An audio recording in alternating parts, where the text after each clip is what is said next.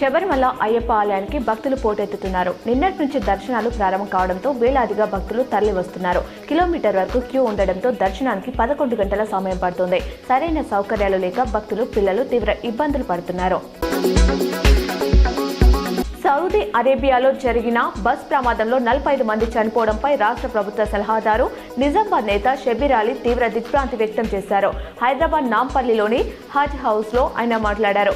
మరణించిన వారి ఆత్మలకు శాంతి చేకూరాలని ప్రార్థించారు. బాధిత కుటుంబాలకు అండగా ఉంటామని హామీ ఇచ్చారు. ఇంటర్ పూర్తి చేసిన విద్యార్థులకు అందించే నేషనల్ మెరిట్ స్కాలర్షిప్ దరఖాస్తుల గడువును నవంబర్ 30 వరకు పొడిగించినట్లు టీజీబీఐ ప్రకటించింది. ఫ్రెష్ రెన్యువల్ రెండింటికి ఇది వర్తిస్తుంది. 2025 ఇంటర్ పరీక్షలో టాప్ 20% ఉన్న విద్యార్థులు ఫ్రెష్గా దరఖాస్తు చేసుకోవచ్చు.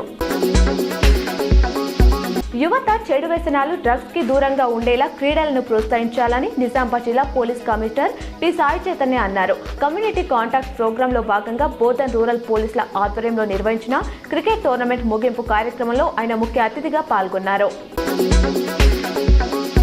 ఎల్లారెడ్డి పట్టణంలోని శివాలయంలో సోమవారం రాత్రి అయ్యప్ప మాల వేసుకున్న స్వాములకు ఎల్లారెడ్డి ప్రభుత్వ డిగ్రీ కళాశాల సూపరింటెండెంట్ వసంత లక్ష్మీ శాస్త్ర అల్పాహారం ఏర్పాటు చేశారు.